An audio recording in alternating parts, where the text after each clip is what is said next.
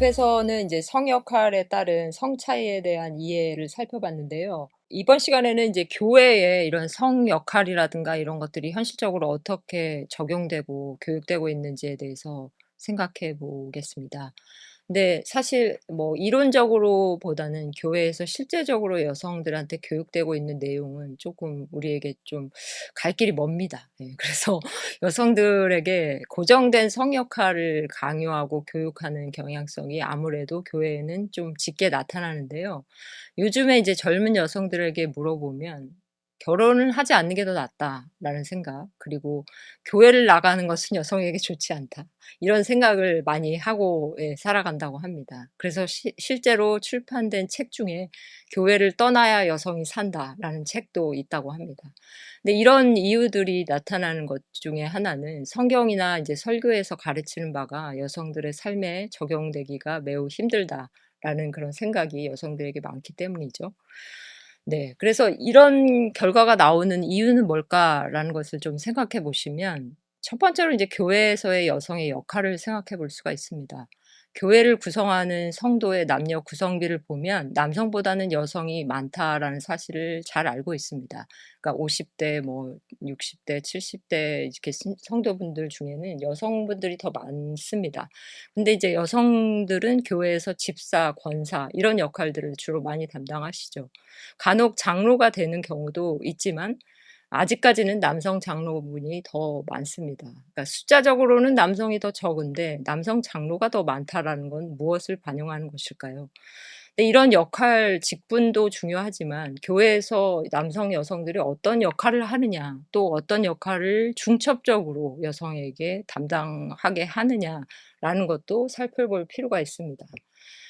뭐 여성들이 교회 학교 교사도 하고 성가대도 하고 예, 부서 임원도 하고 예배 사회 이런 것도 맡아서 합니다만 문제는 여전히 교회에서 청소나 음식 만들기가 여성들의 몫으로 당연하게 여겨지고 있다는 점이죠.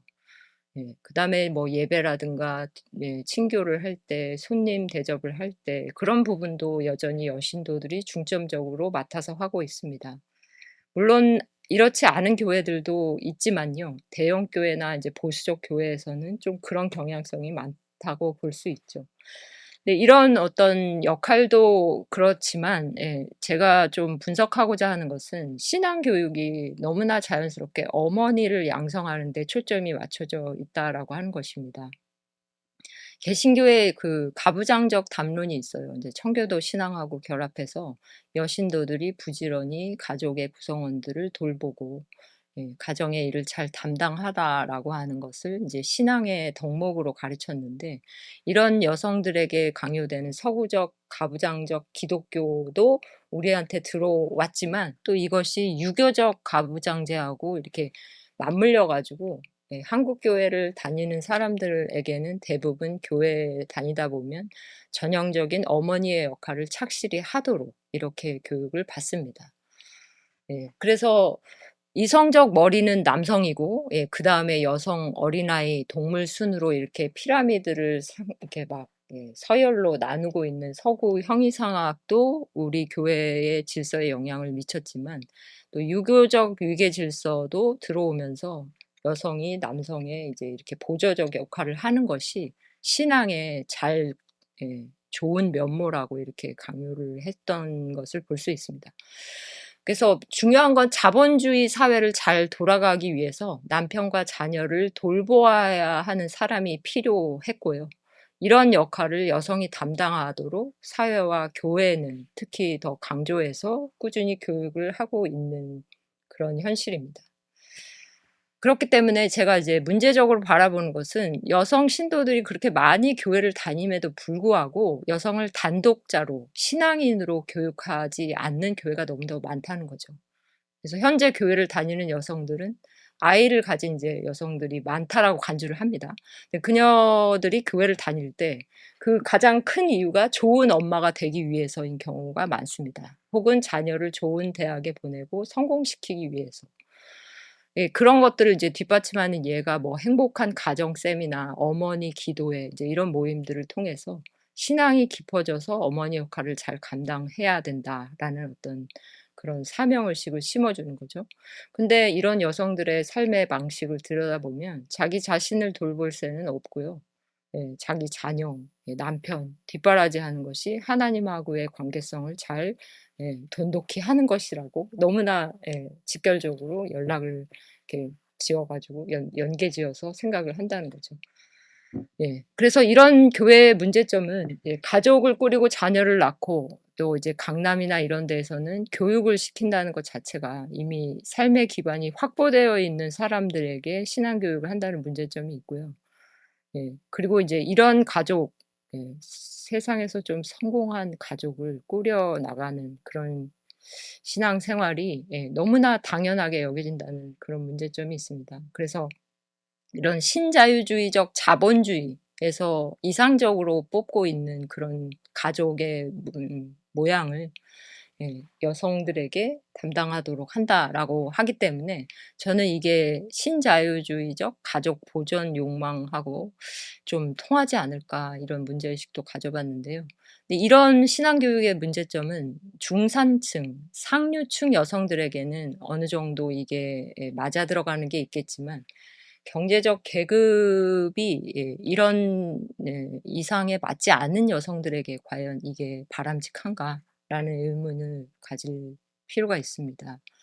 그래서 가장 직접적으로는 이제 비혼 여성들에게 이런 신앙교육이 과연 의미가 있을까라는 거죠. 20대, 30대 여성들은 뭐 여러 가지 이유가 있겠지만 경제적 이유도 있을 것이고 의식의 변화도 있을 것이고 혼자 사는 삶을 선택하는 여성들이 현실적으로 많이 늘어나고 있습니다. 예를 들자면 이제 결혼을 하지 않은 여성 선생님한테 초등학교에서 성경 구절이 남편과 아내의 역할을 아이들한테 가르쳐야 되는 그런 사례가 있었어요. 근데 그랬을 때 그 여성은 과연 어떤 생각을 가지고 아이들한테 교육을 했을까 이런 의문이 저는 들더라고요. 그래서 성경 교육을 하는 데 있어서도 아이들한테 당연히 결혼을 하고 남편, 여성 뭐 이런 역할이 정해져 있는 것처럼 되어 있는 교육이 문제점이 좀 많다라고 하는 것이고 또 하나는 이제 여성들이 가장으로 혼자 자녀를 키우고 있는 그런 가족 형태도 꽤 많아지고 있는데 교회에서 아무렇지도 않게 이제 가족 강화 교육을 할 때 남편이 경제적으로 책임을 지는 상황이면 또 문제가 덜할 수도 있겠지만 여성이 경제적으로도 가장의 역할을 하고 아이를 또 혼자 키워야 되는 그런 경우에 여성들에게는 이 신앙교육이 또 다른 복잡한 문제를 가지고 있습니다. 예, 그래서 우리나라에는 사실 결혼하지 않고 아이를 낳아서 혼자 기르는 분들도 많고 남편과 이혼이나 뭐 사별 이런 이유들로 혼자 아이들을 키우는 여성들도 분명히 많이 있습니다. 그래서 제가 연구한 숨겨진 빈곤이라는 책에 따르면요. 남편과 같이 살고는 있지만 배우자가 처음부터 소득이 낮거나 또 경제적인 활동을 전혀 안 하기 때문에 여성이 혼자서 경제적인 활동을 다 해야 되는 그런 현실에서 살아가는 분들이 있거든요. 예. 그래서 이런 현실에서 살아가는 여성들에게는 가족 강화 교육이라는 건 어떤 의미를 가질까라는 생각을 해보면 혼자 돌봄 여성이라는 말은 이제 제가 말을 이렇게 지칭하는 건데요. 이런 여성들이 가정 내 이제 남편이랑 살아도 아내에 대해서 신체적으로 폭력을 가하는 사람들도 있고 뭐 여러 가지 다양한 형태가 있습니다. 그리고 남편과 이혼을 한 여성의 경우는 신체적 폭력은 없지만 자녀를 혼자 키워야 하는 부담으로 경제적으로 풍족하지 않게 사는 경우도 많습니다. 네, 이제 이렇게 본다면 이제 뭐 한국의 여성들이 자녀를 키우는 양상들이 되게 복잡하게 나타나고 있음에도 불구하고 교회에서는 남편과 자녀를 잘 돌보는 현모양처가 되는 것이 신앙의 바람직한 자세라고 교육을 한다면 과연 이를 공감하고 바람직하게 동의하는 여성들이 몇 명이나 될까요? 네. 이런 교육을 통해서 더 소외감을 느끼고 교회를 나가기 싫어지는 여성들이 있다라는 것을 우리가 좀 문제의식적으로 가져야 되지 않을까 그런 생각을 합니다. 그래서 제가 몸담고 있었던 교회에 실제로 이렇게 혼자 돌봄 여성인 경우가 있었는데 그 여성들 중에 남편이 경제적으로 도움을 주지 못하고 또 알코올 중독이 있었기 때문에 여성에게 언어 폭력이나 신체 폭력을 일삼는 사람이 있었는데 이 사랑과 보살핌을 설교로 하는 설교를 듣고는 이제 자기 자신을 되게 반성하는 모습을 봤습니다. 내가 그래도 남편인데 그 사람을 보듬어 줘야 되는데 내가 안 돌보면 누가 책임져 줄까? 이런 식으로 오히려 자신을 되게 막 이렇게 하면서 자기 반성하고 회개하고 다시 착한 아내로 살아야지. 이제 이런 갈등을 하는 분을 직접적으로 만난 경우가 있거든요. 근데 이런 사례가 있을 때 남편으로부터 여전히 이렇게 신체적 폭력이나 정서적 폭력을 경험하더라도 아내의 입장에서 남편을 그냥 무조건적으로 사랑하라라고 교육하는 것이 여성의 입장에서 과연 올바른 것일까요? 음. 그래서 이제 이런 현상들을 볼 때 가족 강화 신앙 교육이라는 게 제가 볼 때는 신자유주의적 가족 이기주의하고도 그렇게 다르지 않게 나타납니다. 그 중상층의 대형 교회에 출석을 하는 여신도들은 머리된 남편을 보살피라 뭐 이런 논리를 가지고 이제 교회를 나가는데 그분들한테는 이게 그렇게 뭐 치명적이거나 뭐 문제제기식으로 되지 않을 수도 있어요. 근데 제가 이제 예를 들어서 설명드린 명분만 가장이고 형식적으로만 머리인 이런 남편이 경제적으로 무능력하고 또 여성들에게 이제 이렇게 폭력적으로 대할 수밖에 없는 사람들인데도 여전히 보살피고 돌보는 역할을 하라고 강요를 한다면 이런 신앙적인 교육은 어떤 의미를 가지고 있을까요? 그래서 제가 볼 때는 오히려 모든 것을 버리고 가족을 표하나요? 예. "나를 따르라."라고 제자들에게 명하신 예수님의 부르심이 어쩌면 이 여성들에게는 더 필요한 어떤 신앙의 결단이 아닐까라는 생각을 해 봅니다. 왜냐하면 인제 여성들에게는 여성 자신에게 집중하는 것이 아니라 가족 구성원에게 끊임없이 자기를 헌신하고 내어 놓으라는 그런 교육을 많이 하니깐요. 그래서 언제부터인가 교회에는 "예수를 따르라."라고 하는 그런 명제는 별로 신경을 쓰지 않고요. 가족이 성공하도록 좋은 대학에 가고 좋은 직장에 가기 위해서 어머니로서 잘 뒷바라지하라라고 하는 이런 물질만능주의, 신자유주의의 이데올로기가 오히려 예수의 복음인 것 같이 이렇게 좀 전도되는 그런 왜곡된 신앙교육이라고 볼 수가 있습니다. 그래서 사회에서 자신의 지위와 권력을 유지하고 강화하는 한에서만 예수의 복음을 따른다라고 하는 그런 사례들이 좀 나타난다는 거죠. 가족 강화 신앙 교육이라고 하는 게 뭐 계급적으로도 문제가 있고요. 결혼을 하고 안정된 가정을 꾸리지 않고 있는 여성들 혹은 가족이라고 하는 어떤 삶의 양식을 선택하지 않는 여성들에게는 다른 사람들의 현실을 얘기하는 게 될 수밖에 없습니다. 그래서 어머니가 희생해야 한다는 논리는 중산층, 상류층 여성들에게만 해당하는 그런 이데올로기가 아닐까라는 이제 생각을 하게 되는 거죠. 그래서 저는 어떤 의미에서는 여성들을 단독자로 볼 수 있는 시각이 필요하다라는 고민을 합니다. 가족 이데올로기가 담겨진 신앙교육은 결혼을 할 수 있고 혹은 결혼을 선택하는 여성들에게만 해당이 되는 거죠. 그래서 어머니가 되어야 된다라고 하는 교육이 아까 전반부에서 설명드린 것처럼 이렇게 생물학적으로, 사회적으로, 후천적으로, 이데올로기적으로 부과된 것인데 그게 여성의 삶을 위해서 정말 건강하고 바람직한 것일까?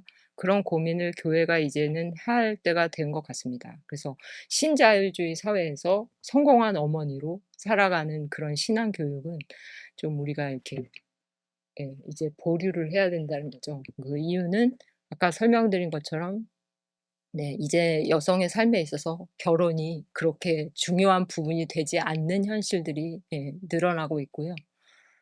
교회가 그런 경우에 더 이상 복음을 전해줄 수 없는 기관이 될 수 있기 때문입니다. 그래서 제가 볼 때는 하루빨리 자기의 십자가를 지고 자기 삶의 문제를 고민하고 자기가 어떻게 살아갈 것인가를 고민하고 풀어낼 수 있는 그런 교회의 신앙 교육이 여성들에게는 더 필요한 교육일 것 같아요. 그래서 여성들에게도 나를 따르라라고 하는 예수의 복음이 단독자로 자기의 삶을 고민하는 그런 부르심으로 이렇게 전해질 수 있는 날이 오기를 소망해 봅니다.